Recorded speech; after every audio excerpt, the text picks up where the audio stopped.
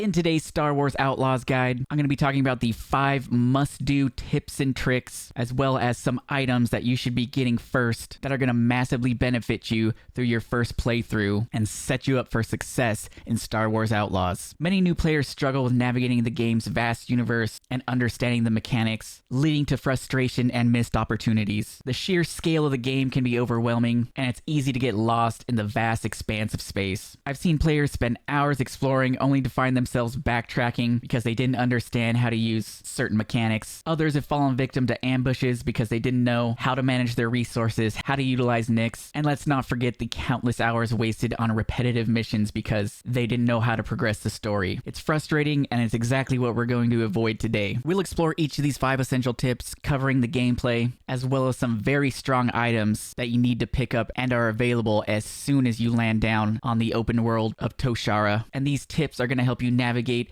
and get the most out of your story with Star Wars Outlaws. So the first tip I have for you scoundrels is to actually open your menu and go into the settings. There are a ton of default settings that are just not optimal, and some settings that make the game just not fun and kind of slow down the gameplay. Settings like the slicing. It's cool the first couple of times, but it can be extremely time consuming, and the game is going to ask you to do this a lot, especially in missions where you got to break in places, which is all the time. Personally, I would rather be in the action on the front lines, not looking at a computer console trying to solve a little puzzle. So you can actually go into the settings and turn the slicing feature off, so you don't even have to be bothered with it. And the same can be said for the lock picking feature. This is also a little mini game that you're going to have to do, and once again, this takes you out of the front lines, it takes you out of the action, and it slows down the gameplay, so you can just turn the lock picking rhythm challenge off. That's all I'm going to say about the settings in this video. I made a whole separate video on the best settings that you should try, so you should go and check out that video if you want a more deep dive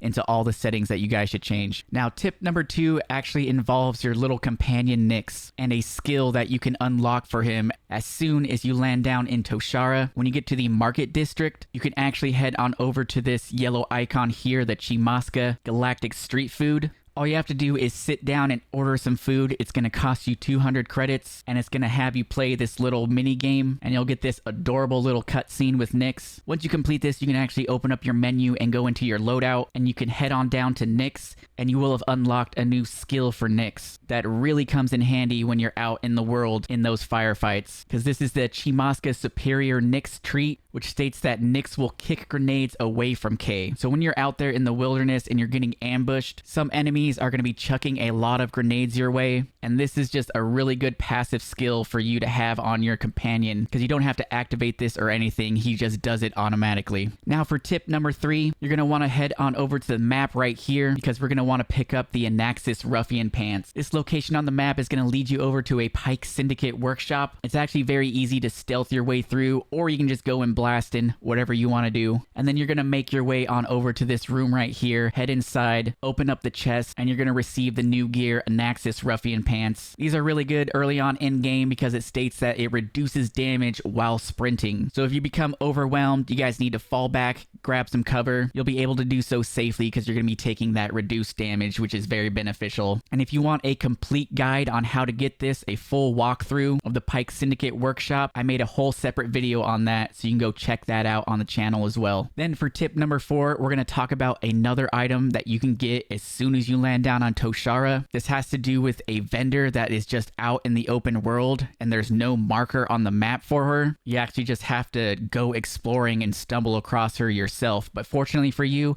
I have the exact location here. Head on over to this location right here on the map where you can find the survivalist Chrysanta Palace. She is selling one of the best items that you can get early on in the game. It's called the Copal Root Bead, a minor charm, and this is actually going to increase your health bar. When you first start off the game, you have 3 little segments of health. This is going to give you a whole nother segment. It does cost 1,000 credits, but as long as you're looting everything that you come across and then you sell it to any of the vendors in game, it really isn't that hard to make money in Star Wars Outlaws. So I highly suggest you put this on your to-do list as soon as you get 1,000 credits saved up. Head on over to this location, get the copal root bead. You won't regret it. And for tip number 5, we've got another piece of gear that you guys should hunt down. We already got the Anaxis Ruffian boots. Now we're talking about the Anaxis Ruffian jacket. Head on over to this location on the map here, the Crimson Dawn hideout. Once again, you can stealth your way through or just go in blasting. And once you make your way through and take the elevator down, just head inside this ship here. There will be a bunch of loot waiting for you, and inside this chest, you can acquire the Anaxis Ruffian jacket. This is going to increase your pickup weapon ammo capacity,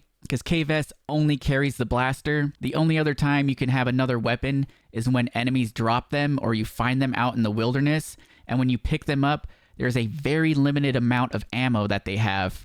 And once they're out of ammo, that's it. The weapon doesn't work anymore, and you just got to go find another one or pick one up off an enemy that dropped one. So now with this jacket on, you're going to have a larger ammo capacity, and you'll be able to use that weapon a lot longer. And that is it for the 5 tips and items that you should get as soon as you start Star Wars Outlaws. Now, as a bonus tip, I just got to say, try not to rush the main storyline. Star Wars Outlaws is one of the few Ubisoft open world games where it doesn't hold your hand. The planets are vast and have a ton of hidden locations, and there are no markers on the map at all. There are so many hidden treasures and so many syndicate hideouts that I just stumbled across and would have never known about if I hadn't went out and started exploring the open world. So make sure you take your time and enjoy yourself in Star Wars Outlaws. If you guys enjoyed this video, subscribe to the channel, leave a like if you found it helpful. I'll catch you guys in the next Star Wars Outlaws video.